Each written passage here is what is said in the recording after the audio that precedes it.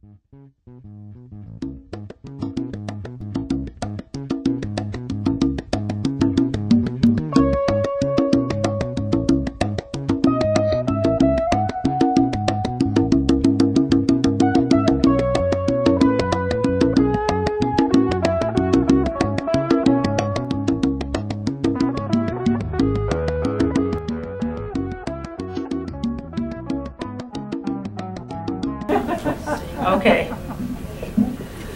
All right. So thank you all for coming today. Is Mike here? Mike is here, right. Okay, we'll start with a prayer led by Mike Paminikut. Mike was born and raised on the Menominee Indian Reservation in Wisconsin. He is a tribal member and a veteran of the Menominee Nation. He served in the United States Marine Corps and the United States Army. Currently, he carries a Gold Star Family Eagle staff in honor of his brother and his childhood friends who were killed in action in Vietnam. He is a traditional dancer, singer on the old Cheetown drum in Chicago, and the Seven Springs drum in Lake Geneva. Please welcome Mike. And good news, our speakers are here.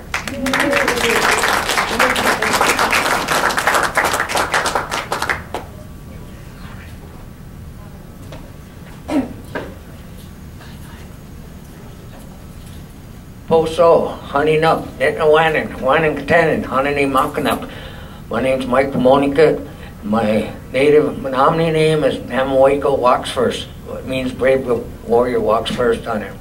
I was, like you said, born and raised on the reservation. And I've been involved with a lot of projects through the years, helping with our walks we have up north, protecting the water in Marinette, Michigan. And I went to a couple other ones we have done. We were stopping a mine that was going on in Marinette, right? Marinette, they wanted to start a mine there, but they didn't realize years ago that was our tribal land, and it went to our tribal reservation, the water. And when there's a burial ground there. Also, when they were gonna, if they went ahead with that mine, everything that they had from the mine would went into the water, went down, killed all our plants, went around their burial sites, our fish, and evidently got into where I come down far enough where it would get into our water system on the reservation where we would have to end up drinking it. So it was like a 6-year fight, and finally we got approved that they will stop the mine. And we always told them, all those mines and everything else are, what they're doing with them, all they are is money makers for these people. They don't care about the people. You don't see them drinking a bottle of oil, dirty water, but yet they're here, and money is the evil of all these companies now. They tend to work in groups with their money to pay their way to different projects they want to get into. And that is why we have to fight back with our own resources, which is the people in these lands. These lands belong to us many, many, many years ago. A lot of our ancestors traveled the lakes, the rivers to come here. And they never destroyed it. Every time they take something from the land, they'd put tobacco down. They traded all the way around to here to the United States. Then we got hurt by when the white people come here, giving us alcohol, tobacco. They did at one reservation. The Army gave blankets to the, I think it was Lakota, where they were filled with a disease, and that's what killed a lot of the people in there. That was their way to start taking over our land, so it started way back ago, long time ago. And people got to stand up for their rights, stand up for their land, stand up what belongs to you. This is our land in the original place. We have been fighting for years and years, many years fighting to stop a lot of projects that's going on. But the government holds its upper hand right now. They kind of control everything that goes on. They tell who can have what, who could, do this, wasting billions of dollars when they could be putting it into the people's lands, respecting their lands, distributing things. Like take a couple minutes here. Ukraine is in a bad way right now. We don't want to go to war. We had enough wars already. And that's what it is. What's it about? Oil. It's not about the land. It's not about the people. It's about what they get out of it, what they make from it. They don't care about the people. Look at all the people that are homeless, dead, killed, had to leave their own country on account of this war that they say was supposed to last, like maybe they said 10 days. And we're cutting into it in over a month right now, which ain't right. These troops there's a lot of people over there that won't fight, but I seen a picture, my wife showed me a picture of a old man sitting on a bench, his little lunch bag and his thermos full of coffee, and he said he was going to go to war. He was going to go fight for his country. He had to be about 80 years old, like that, and he was still ready to go protect his land. That's what everybody here. We got to stick together and fight for this. Fight for what you want, not what they want. They don't care what you want. Their pockets get bigger and bigger every time one of these projects gets passed. And I don't think that's right. We gotta also, worry about our next generation. What they're gonna have. What they're gonna be raised up. Like, we teach our grandchildren now that we start showing them ceremonies that we do. We teach them. Because when we're gone, who else is going to follow it? Who else is going to lead them? I got grandsons that they started dancing at an early age. We teach them all these things that we do now so they never get lost, especially our native language. It was taken away from us when the government sent us to boarding schools. That's when it started, way back then, the government doing what they have to do to make money.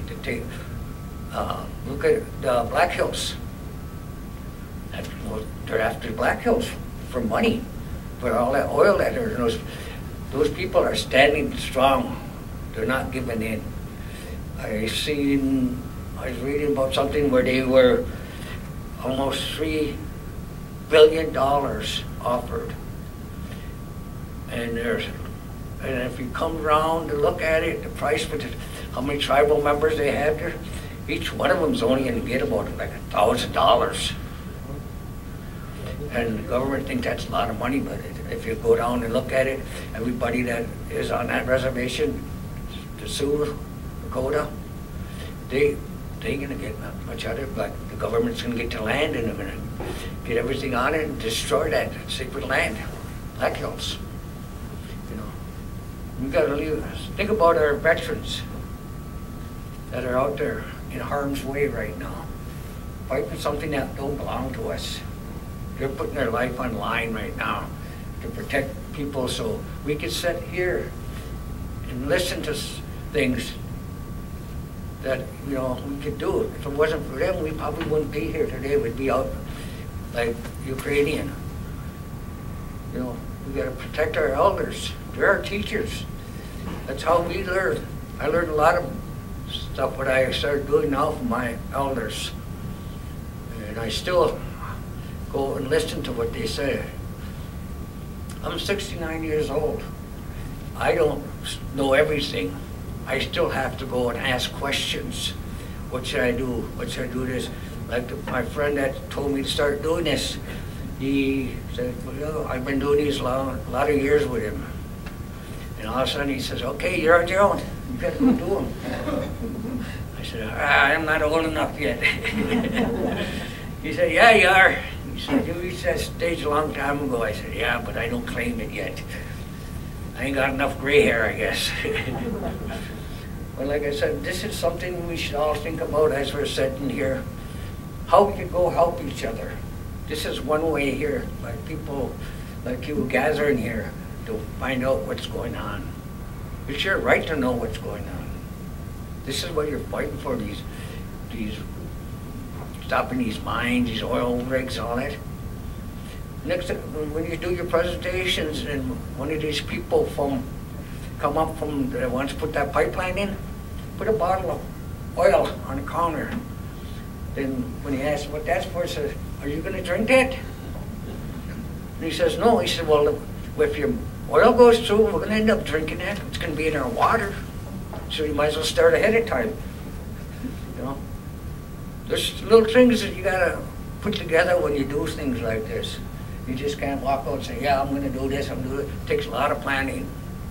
You know, I fought in other countries, and it wasn't the same over there as it was here. I come home, I was disrespected. I went in a plane before I got on a plane. I took my uniform off, put it away, put on civilian clothes, got off the airport in O'Hare, walking down the concourse to go get a beer or something, and all I did is people were spitting on me. And I realized, you know, even though I had civilian clothes on, my haircut gave it away.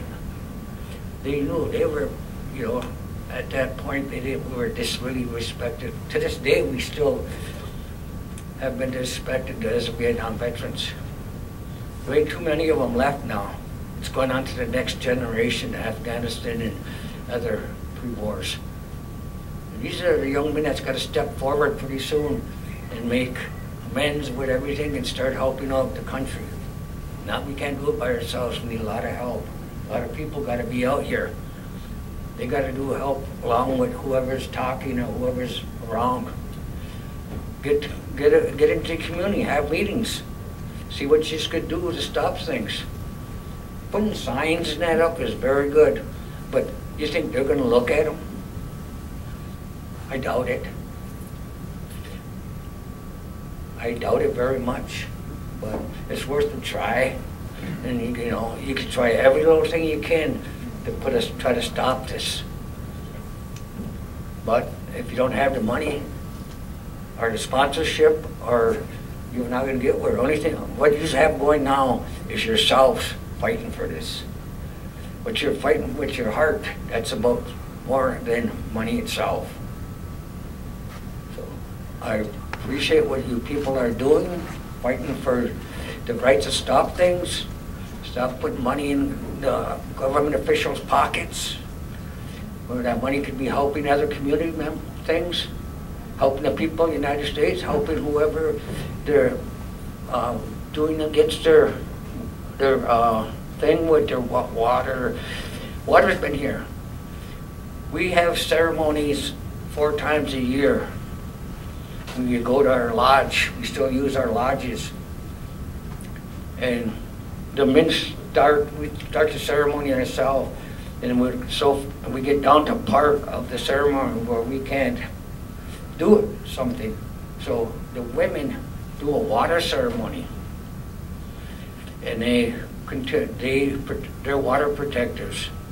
I'm gonna see if my wife will just tell you a couple of things about it before I leave myself here from you. So I'm gonna see if my wife will step forward. Lisa? Just blindsided me, didn't you? Huh? You blindsided me, didn't you? Yeah, I was saying that all the way over here. You didn't find no coffee. Hi, I'm Teresa Seidel. We do a water ceremony, and it's something that anybody can do. And what you can do is every time you go to the water, it's different than the water you were at. Even 5 minutes later, you turn around and it's different water. And we need the water. Without the water, we're nothing. So we do a ceremony, and you can find it online if you Google water ceremony, and Doreen Day,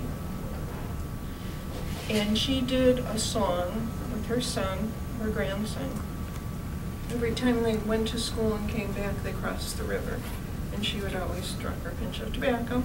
Can you talk louder? Sorry, can you hear me now? And what they would do was acknowledge the water every time they went over it. So her grandson said, well, why don't we have a water song? So they wrote one together, and it basically says, water, we love you, water, we respect you, and thank you. And you can sing it or not.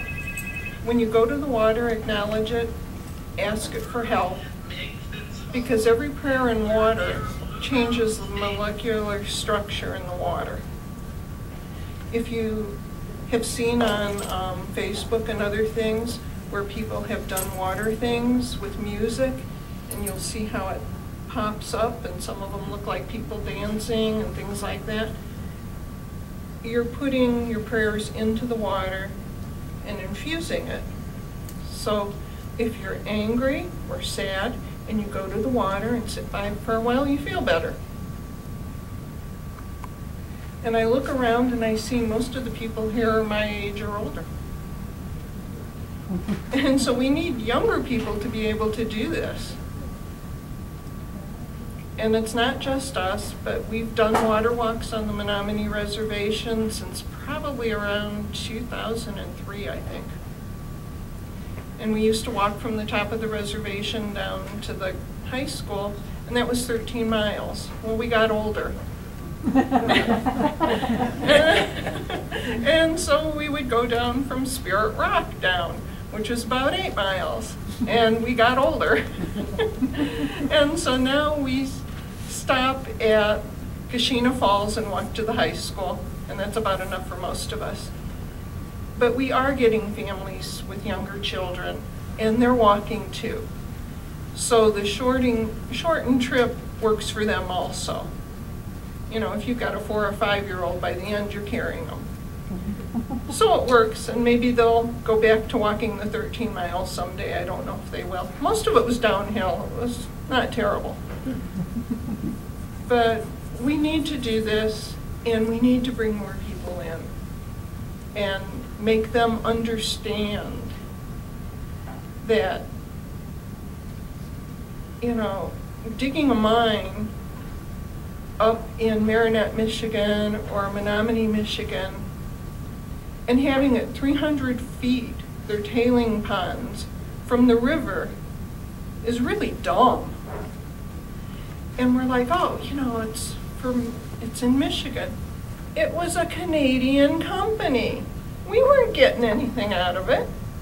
Our people were getting nothing. It was a Canadian company that was going to do this. And it got stopped. It was called the Back 40 Mine. But I've heard recently that another company is trying to buy up that land and start over with it. So it's a never-ending battle. And like he said, the Black Hills, they offered something like $3 billion to the Native people. And the Native people said, your money's no good, it's not for sale. Can't do it, sorry, too bad. And people don't understand that. They're like, but they're the poorest people in the country. Why don't they take the money and do something?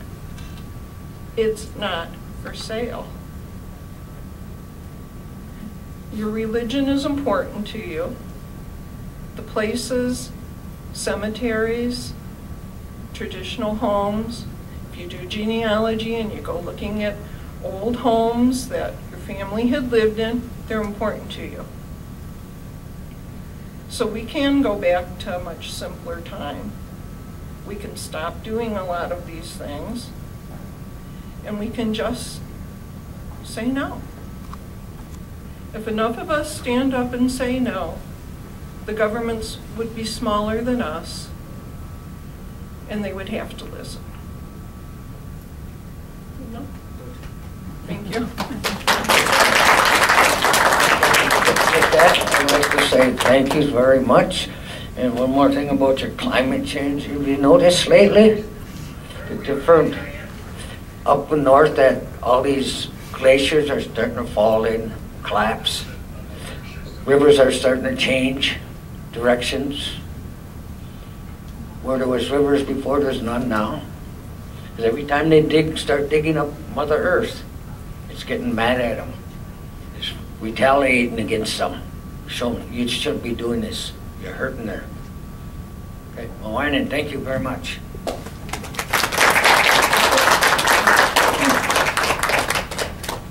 Thank you so much. My name is Sonali Kanotek, and I'm co-chair with Elaine Kinch.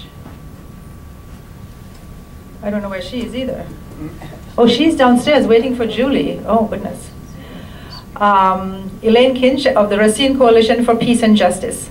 Today's event is the 5th in a series of 8 March 4th to Earth Day events organized by a number of local groups here in Racine.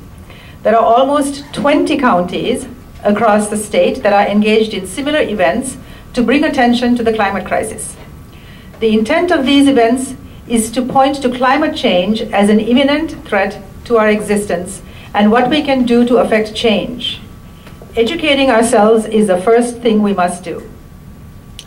The Biden administration's budget deal that was announced on March 9th continues to put more resources to the military and war than into K-12 education, affordable housing, public health, scientific and medical research, early childhood education and care, and homelessness combined.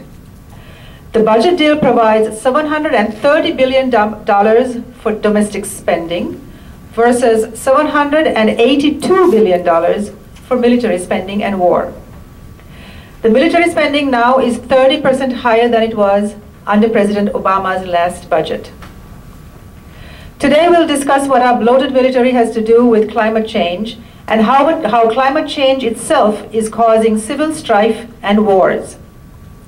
As fossil fuel executives profit off the war in Ukraine and push for increased production of oil and gas here in the United States, we need to join and support movements that are working to successfully achieve a just transition to renewable energy that provides peace and prosperity for all.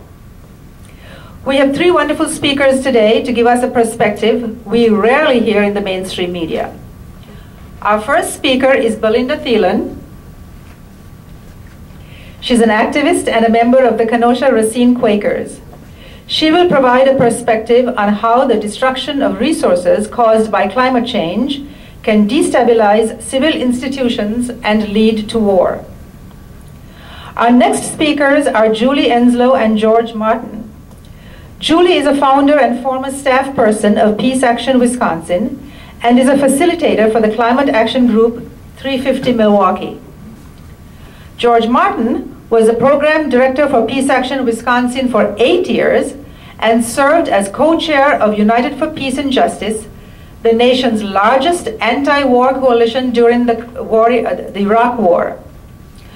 Both have a long history in working for peace and social justice.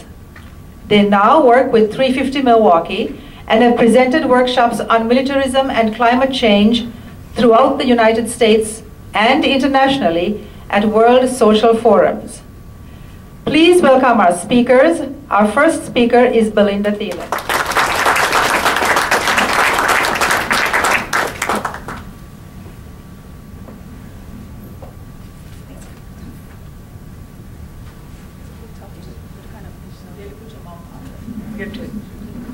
How is that? Can you hear me? Yes? Okay. So thank you, Sonali. Thank you to all the people who have worked so hard to put these events together. As Sonali said, I'm Belinda Thielen. I'm glad to be here today with you. I'm here on behalf of the Kenosha Racine Quakers because of the Quaker commitment to peace.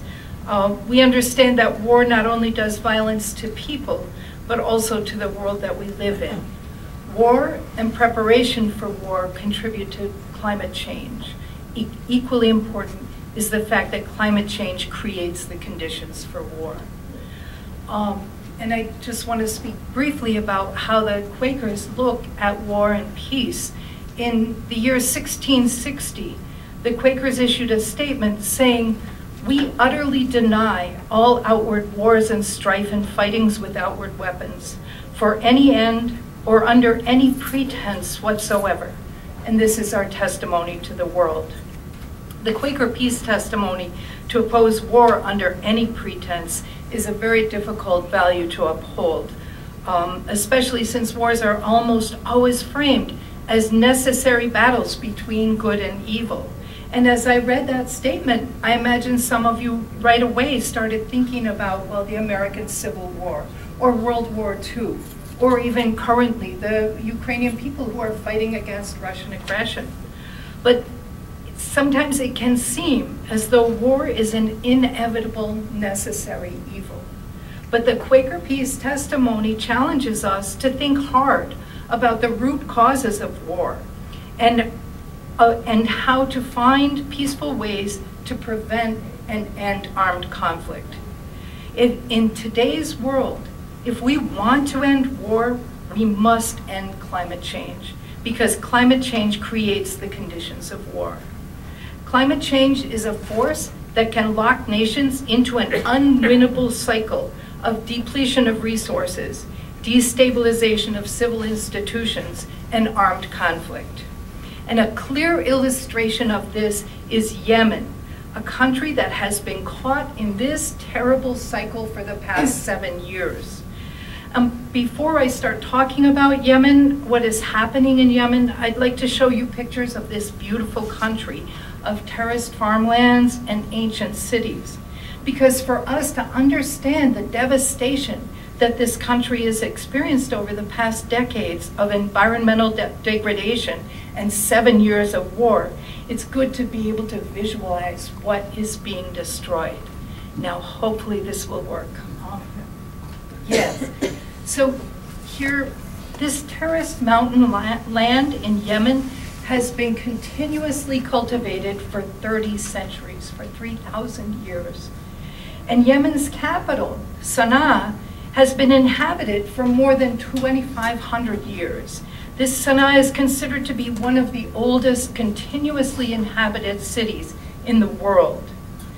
So let's look at the cycle of resource depletion, destabilization, and armed conflict as it has played out in this beautiful country. Yemen is one of the lowest contributors to climate change.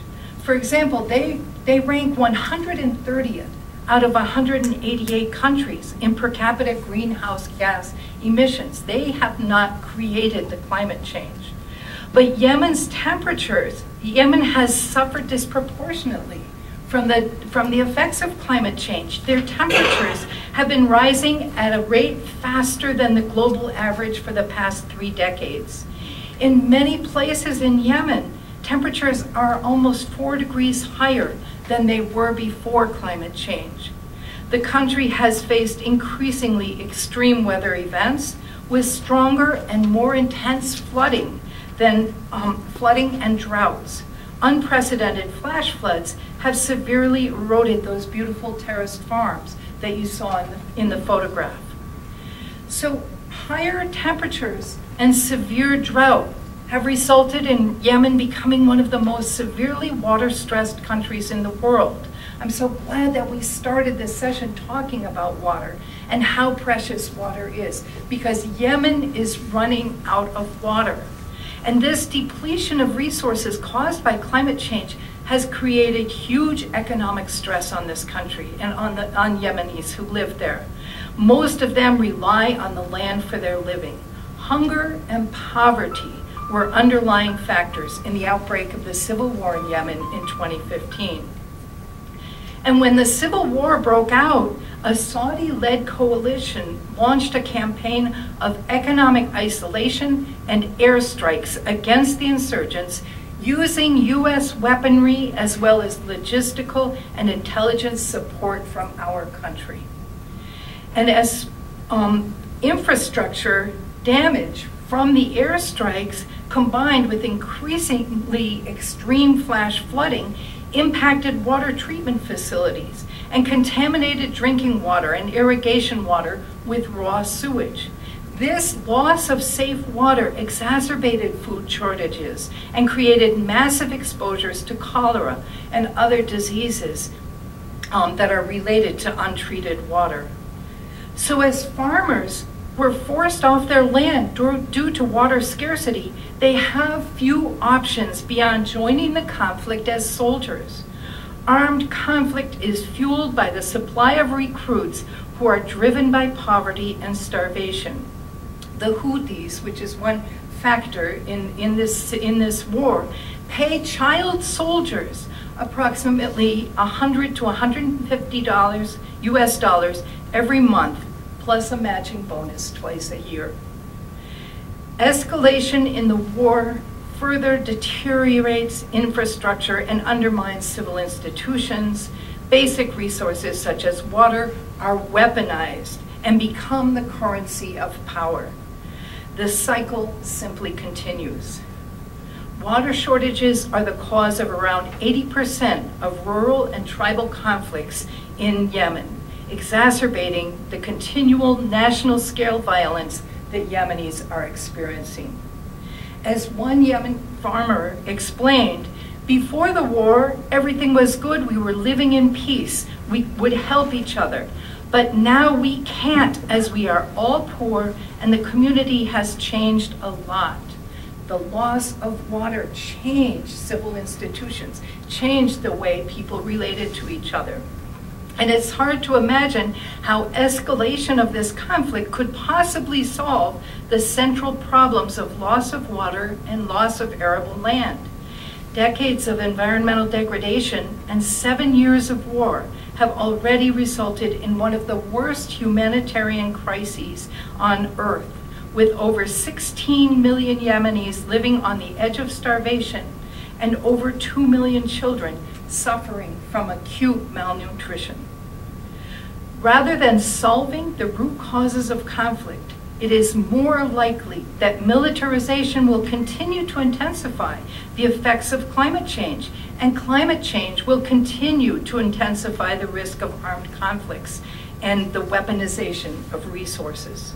We can only stop this cycle by recognizing that there is no military solution to climate change, and there is no military solution to the wars that are caused by climate change. This is a war in which the United States is actively engaged. And if you would like to see an end to US involvement in this tragic, unwinnable war, one important step that we can take is urge your elected officials to support the Yemen War Powers Resolution, to reassert Congress's Constitutional War Powers Authority and terminate our involvement in this endless war. And we do have on the table, which is full of different actions that you can take, we have a sample letter that you could send to your elected representative about the Yemen War Powers Resolution. So that is my presentation, but I kind of couldn't pick from all of these beautiful photographs, so I'll show you a few more photographs of Yemen, just so you can see how amazing this country is that is being destroyed by climate change and by this idea that war is a solution, any kind of solution. But there's pretty beautiful. And then, Sonali, you will maybe speak about this, right? You had brought up this idea. Oh, gosh, I forgot about that. Yes. Oh. You wanted? Yeah, just also because this country is on the brink of such mass starvation, there is an effort to, a current fundraiser for Ramadan to just get humanitarian aid and food to the country. It is an incredible humanitarian disaster there. So, thank you so much.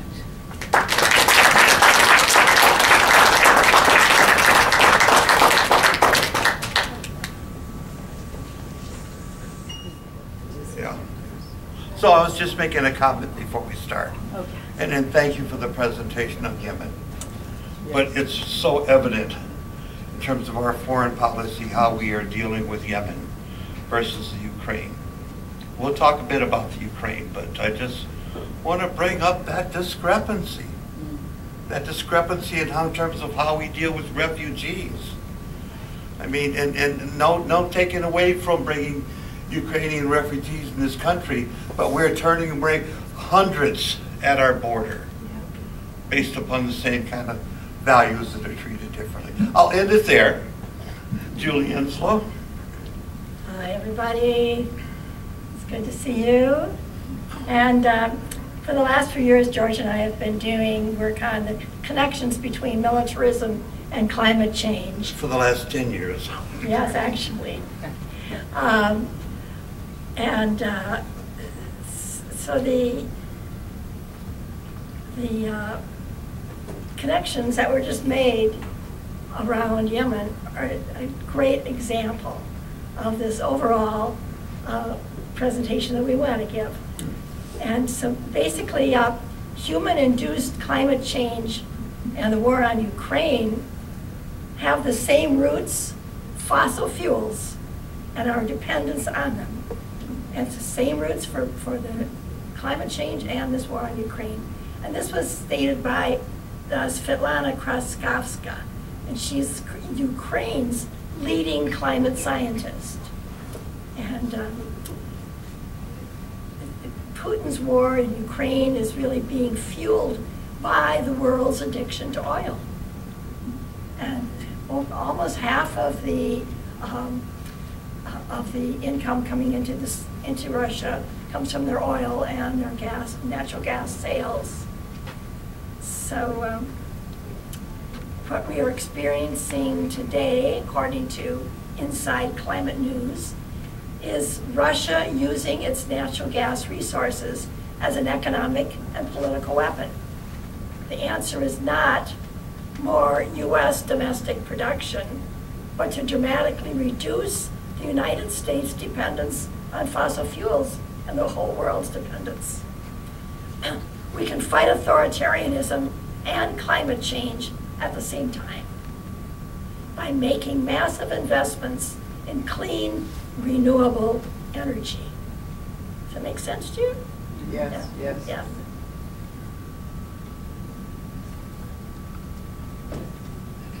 So huge oil profits are being made off of this whole crisis. Exxon, Mobil, Shell, Chevron, and BP combined made $71 billion in profits last year. And now they stand to make even more as Russia's invasion of Ukraine sends oil prices higher still. And they're exploiting the Ukraine crisis to lobby for more drilling, even though that will do nothing to lower the prices now or anytime soon. The quicker the green transition, the less dependence on fossil fuels, and by definition, the less dependence on Russian gas.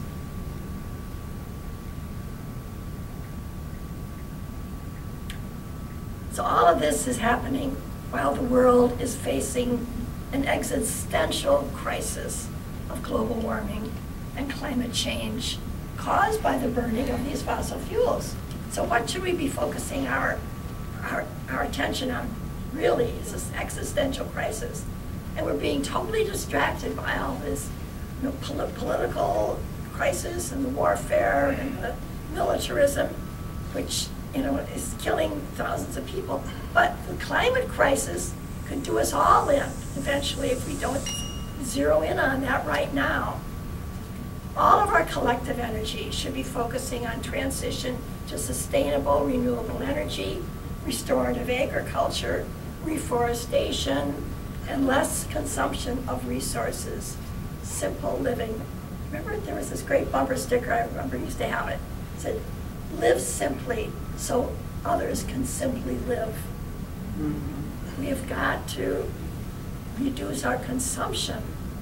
Our materialistic tendencies have got to be addressed. Time is running out. So, George, can you take it from here? Okay, I'll thank you and save your voice there. I know my voice is too. There's a vicious cycle. And that cycle has to do with militarism. that impacts on climate change, that results in more militarism. That's the cycle here. And all of this is while the world is facing, well, we went backwards there, here we go, the U.S. military. And we want to get into some very specific things here. The U.S. military is the single largest consumer of energy in the world. Our military alone. It's the biggest purchaser of petroleum products. The U.S. military is the world's single largest source of greenhouse gas emissions. Us by ourselves. U.S. military carbon emissions exceed that of over 140 nations. The U.S. military measures gallons per mile, gallons per minute, or barrels per hour.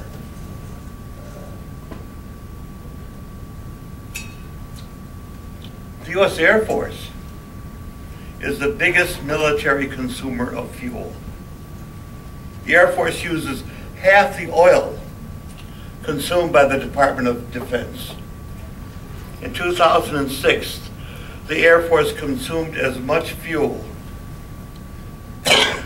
as U.S. planes during World War II.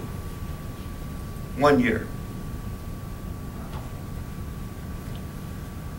The U.S. Air Force F-16 Fighting Falcons consume 800 gallons of fuel per hour. It's unfathomable. The F-15 fighter jet burns 1,580 gallons of fuel per hour, as much as 4 gallons per second. Wow. The big ones, the B-52 Stratocruisers, consume 86 barrels of fuel per hour. 86 barrels.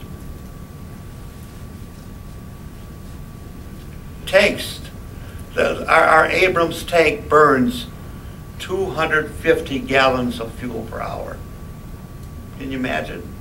250 gallons of fuel per hour for a tank. The 2022 military appropriations defense budget will provide $8.7 billion for 85 new F-35 aircraft, 85 planes, $87 billion of our tax money. Each F-35 burns 22 gallons of jet fuel per minute. 22 gallons per minute. And emits between 100 million and 200 million pounds of CO2 per year. Where are we here? So that... There you go, Julie. I think that particular aircraft too, that F-35 that he just mentioned, is the one that they want to put into Truex Field in Madison. That's where they want to base a number of those. Wow. And not only do they contribute a lot to the CO2 levels, but they are extremely noisy. And the noise pollution is, they're about 2 or 3 times as noisy as the other jets that they have at Truex Field. And there's there's schools and residential areas around there. So there's a lot of real big concern in Madison. I'm sure some of you know about this campaign to stop that, the basing of those planes. Along with the capability of carrying nuclear weapons, which is not talked out loud, but they are capable of doing that. Yeah, yeah. And no politicians are against it. Right. Tammy Baldwin is not against it. I know, people like Tammy Baldwin want to bring money into the state for jobs, and so they don't speak out against these efforts. Yeah. So the U.S. empire is really based on all of this militarism. There are almost 800 official U.S. military bases around the world. 800. Sometimes it's 773, sometimes it's 815. They come and go a bit, but 800 is a good solid number. Plus hundreds and hundreds of other military installations and shared use of other countries' bases. Why? Basically for the conquest and world domination and the control of resources. And secondly, to protect U.S. corporate economic interests. And that's basically what our military has been used for.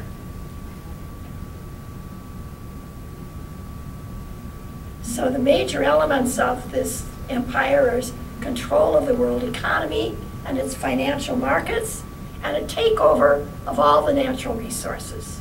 And this constitutes the cornerstone of U.S. power through the activities of its multinational corporations. So it isn't just the natural resources in our country, which you were referring to, and right up here in northern Wisconsin with mining and the pipelines going through, but it's all, which could damage the natural resources, but it's all over the world where we have our eyes on these resources. And we're not the only ones. I mean, I'm sure that, you know, China probably has their eyes on these natural resources in other parts of the world too. But up until now, we've been the main perpetrator of this. Just a quickie here.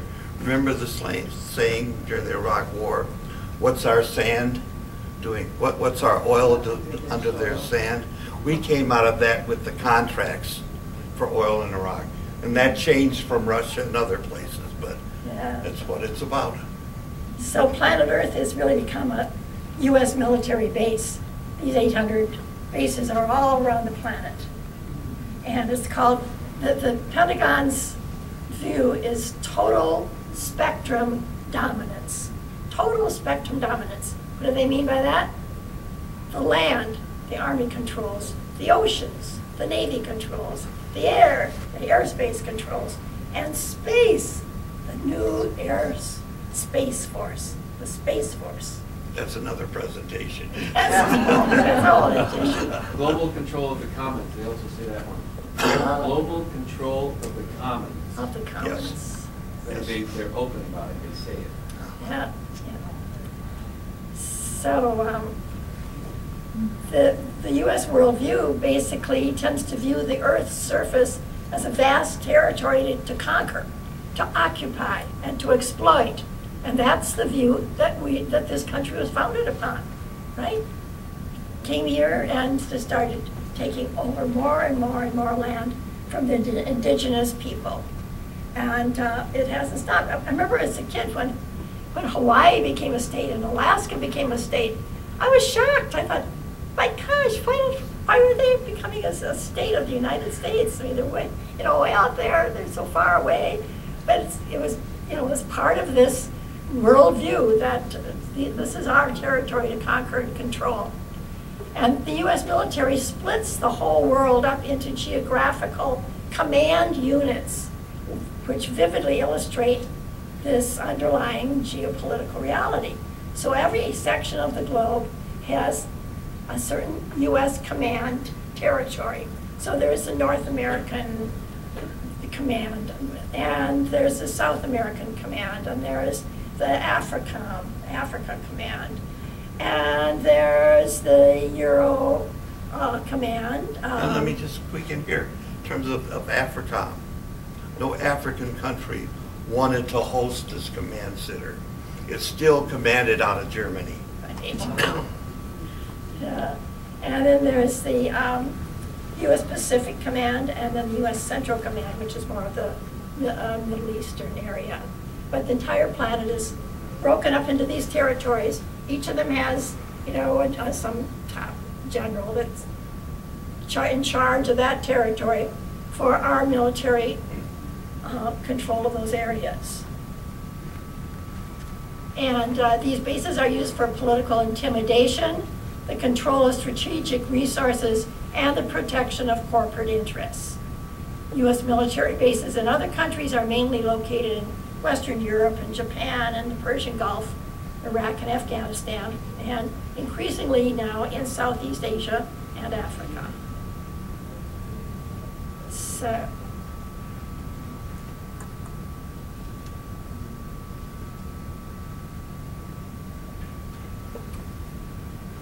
the U.S. Has more and more bases in Africa, but there's also been this U.S. pivot to Asia with a ring of bases around China, and we work with other countries like Australia to make sure that our militaries are in sync in this effort to be a threat to China. Well, I'll tell you, this pivot to Asia, and part of what we're dealing with Ukraine is NATO, North American Atlantic Treaty Organization. Can you imagine Japan, India, and Pakistan belonging to the North American Treaty Organization? It's this spread of militarism and control, sorry. Actually, you could take it from him. All right, thank you. So with this pivot to Asia, by 2020, 60% of the U.S. naval capacity was based in the Asian Pacific. 60% of our naval capacity. And again, getting back to intimidation and other things. In that arena, in terms of the Asian Pacific, we already have 320,000 troops based in that arena in terms of what their job and commitment is. 320,000 troops. And we're talking about Thailand, India, Singapore, Australia, Indonesia, the Philippines, Malaysia, Japan, Okinawa, South Korea, and Guam. Excuse me. With this ring around China, I'll get it back here. One of the main tenets of our strategy is to expand engagement in interoperability and integration. Is that a word, interoperability? I'll get into that, how we tie into all of this stuff. Yeah, and integration. And with our friends and partners, militaries. And this comes from General Carlisle in 2007, 2013. You know, in terms of U.S. military bases threatening China, I'm counting 1, 2, 3, 4, 5, 6, 7, 8, 9 military bases of ours surrounding China. And at the same time, the Chinese have one base in the Asia Pacific outside of their own borders, and that's in Djibouti, outside of Africa. One base. They also have 3 man-made islands in the East China Sea. Joint military exercises around the world. I brought up that word interoperability. Okay, with our allies, we perform military exercises. That's been a driver in terms of North Korea as we work with South Korean military, and we control those practices on their border. Oh, think about the Ukraine right now with NATO. We're performing military exercises on the border of Russia for years. And these things can be tremendous. In the Philippines, 25,000 troops at a time performing military operations under our command. And part of our relationship with our allies is that when we perform these exercises with all our allies, we are in command. We are in command of their armies. We control their budgets. And so that whole word of interoperability is so important in terms of the expansion of militarism. Remote control, too. Yeah. Oh, sorry. So war games, I just mentioned war games. They're exercises. They serve as intimidation and threat to enemy countries in the region. China and Russia are prime targets of these threats. along with North Korea. The U.S. commands and coordinates these other countries' militaries in land, air, and naval operations, all at the same time. The joint exercises tend to raise existing tensions in the regions. Also, they contribute tremendously to fossil fuel use and greenhouse gases. Oil wars. Well, this is actually what was stated before by our first speaker, that there is this vicious cycle that's going on. The U.S. fights wars for oil in order to have the oil to fight the wars. And so you get the connection constantly going on. And basically back in World War I, Winston Churchill was head of the Navy for Britain back then. He converted the British Navy to oil burning engines for the ships, to give them more speed, to give them an advantage. And so that was the first time that oil really became essential for warfare. And then in World War II, of course, Germany fought to secure oil fields for the war effort. Japan fought to control ocean oil lanes for its war effort. And then oil wars continue. Middle East conflicts are based on control of oil. Iraq was all about oil. Afghanistan was wanted for oil and gas pipelines. Syria was also targeted for oil and gas pipelines. Russia's Nord Stream 2 pipeline that we've been hearing about more recently is a real threat to the U.S. fracked natural gas sales to Europe. So being able to cut that off was important to the corporate interests. And then the sanctions on Russia, the current economic sanctions, since the invasion of Ukraine, have cut their oil and gas sales about in half. And it is another form of an oil war. U.S. oil and gas corporations are scrambling to fill the gap in liquefied natural gas sales to European countries with more expensive fracked liquefied natural gas from this country that, of course, has to be shipped over there. And so they're going to be profiting greatly from that. And the Europeans are going to be paying a lot more for it. And of course, what is everyone else saying? The grassroots environmental groups everywhere in the world are saying, use this opportunity not to create more gas, not to try to find more resources of oil, but use this as an incredible opportunity to push forward with the intense effort for renewable, safe, clean energy. This is our chance to really do it. And then they constantly talk about the lack of jobs. There are more jobs in renewable energy today than in fossil fuels. Yeah. So, by one calculation, the U.S. military consumes as much as 1 million barrels of oil per day and contributes 5% of current global warming emissions. At the onset of the Iraq War, the Army estimated it would need more than 40 million gallons of gasoline just for the first 3 weeks of the war. And then think of all the other militaries in the world and what they're using.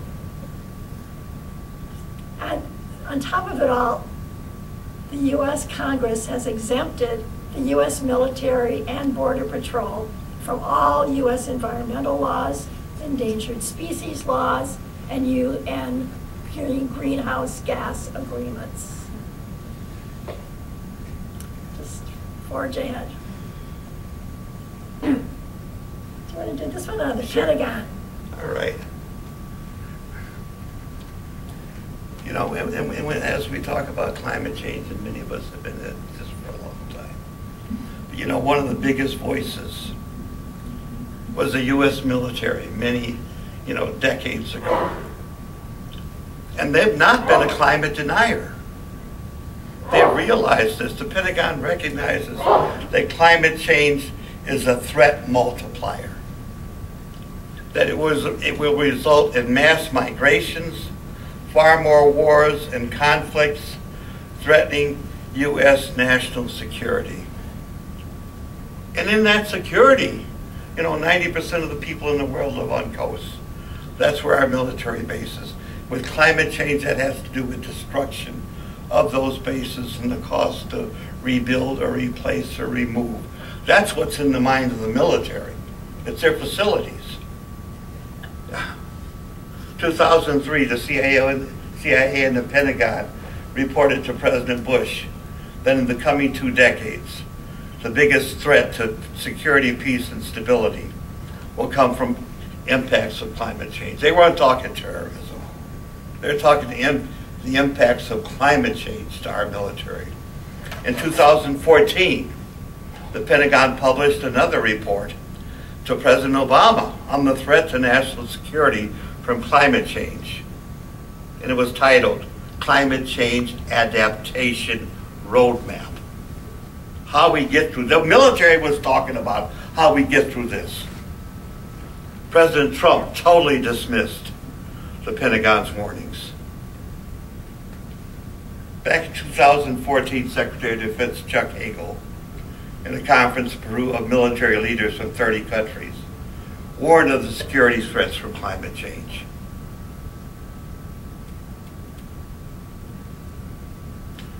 What are we doing? We're kind of stuck here, huh?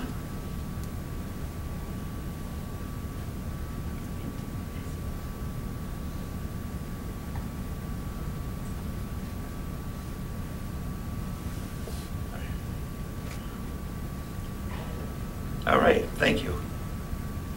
And this is the Secretary of Defense talking, like a decade and a half ago.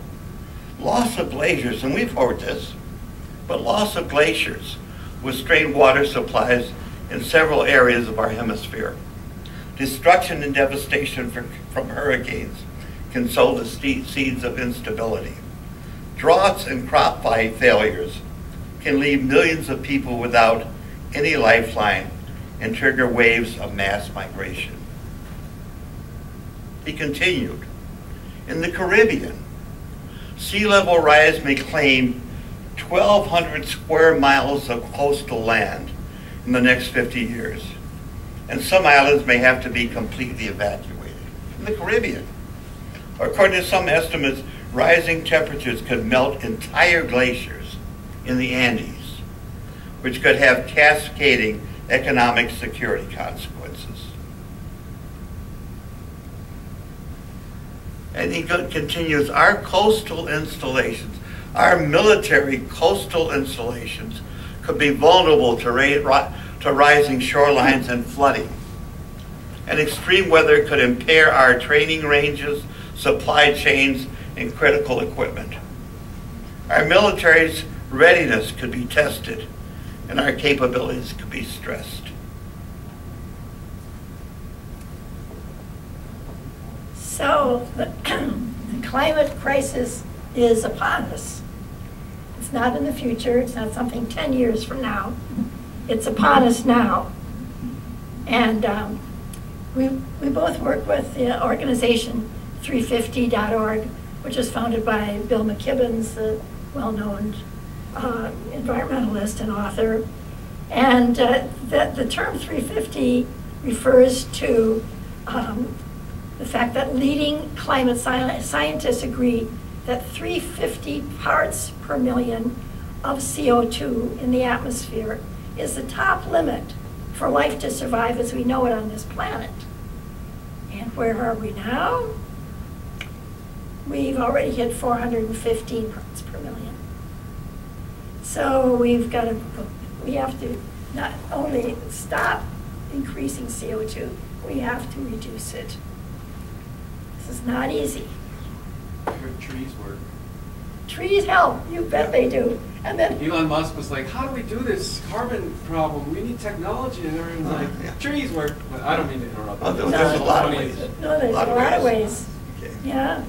Restorative agriculture, that techniques that help suck in a lot more carbon into the soil. There's a lot of things that we can do, but we have to do it. We're up here now at over 400, and we've got to get down to 350 again.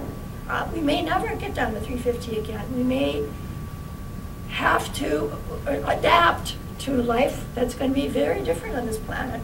All these big storms and floods and droughts, and I have kids that live in California. The drought is terrible out there, and it's kind of frightening.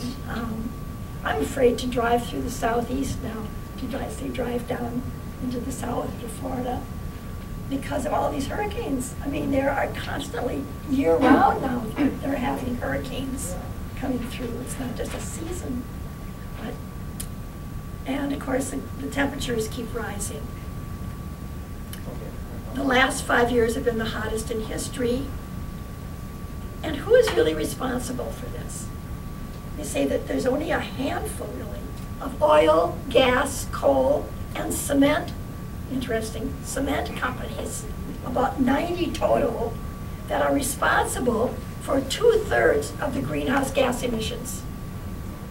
Just about 90 big companies, corporations.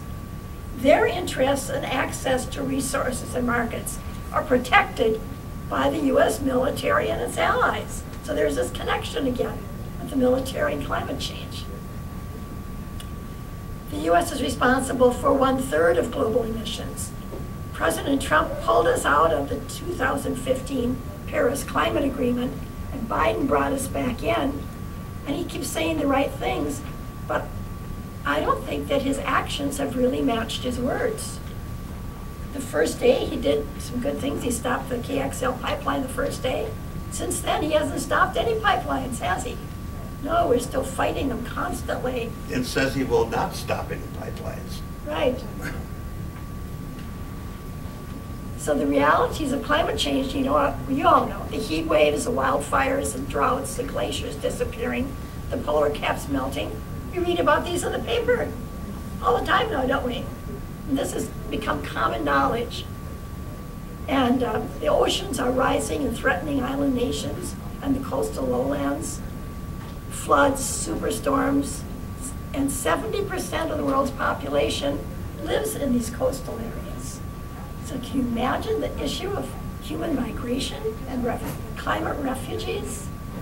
If 70% of the population lives on coastal areas and the seas are going to rise. Let me answer when you say climate refugees. You know, I don't know what's in our mind here, but I'll tell you. I was in Baghdad 2004, 2 days after shock and awe, an independent investigation for United for Peace and Justice. I met a community of 3,000 Sudanese. The first time I realized climate refugees, because of the desertification in Africa, going from the north to the south, and their economies. They had gone north to Baghdad for a better economy. 3,000 people. That's the first time I realized climate refugees. When we think about our climate refugees in the United States, don't forget Katrina. Don't forget the Native American tribes along the Mississippi and up the coast of Alaska, who've been replaced and had to move. Thank you. Yeah.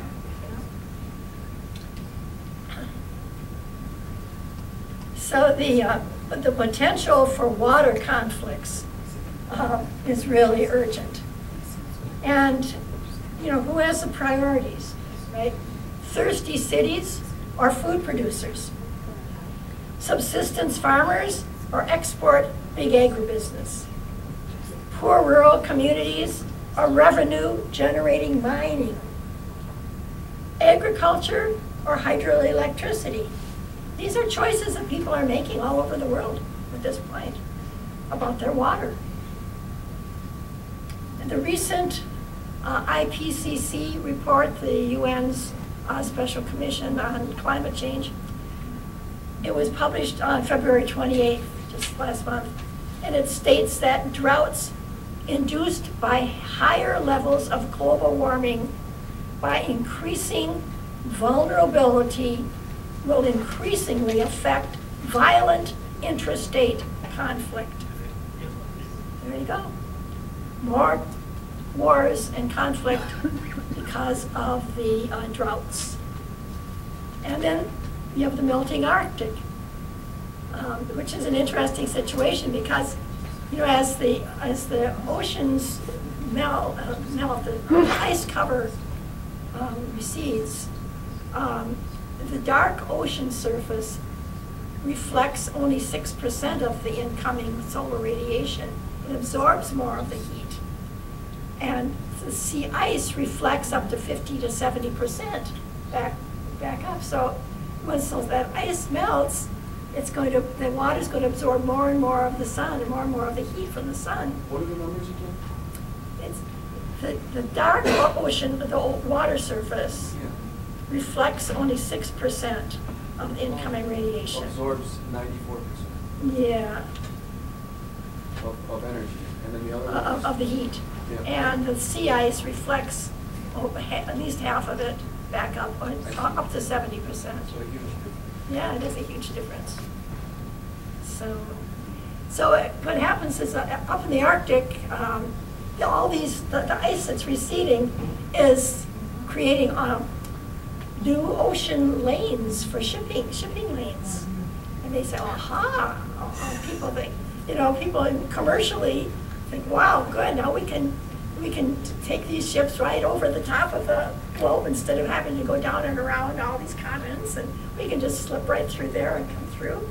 However, there's some other situations that result from this too. These are new coastlines that are opening up for the United States, Canada, Russia, Norway, Iceland, and Greenland, all of whom have border territories on the Arctic Ocean. And these are new borders to defend, which means new military bases and more militarization of that region. Canada, Russia, and the United States in particular are moving in that direction now.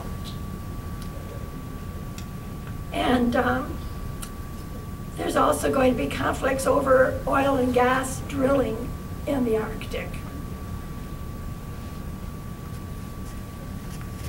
So the climate chaos will create water wars, lack of arable land, lack of potable water, mass migrations and border conflicts, food shortage and famine, tropical diseases moving north. Now all of these are potential triggers for conflict. And it disproportionately impacts on the poor.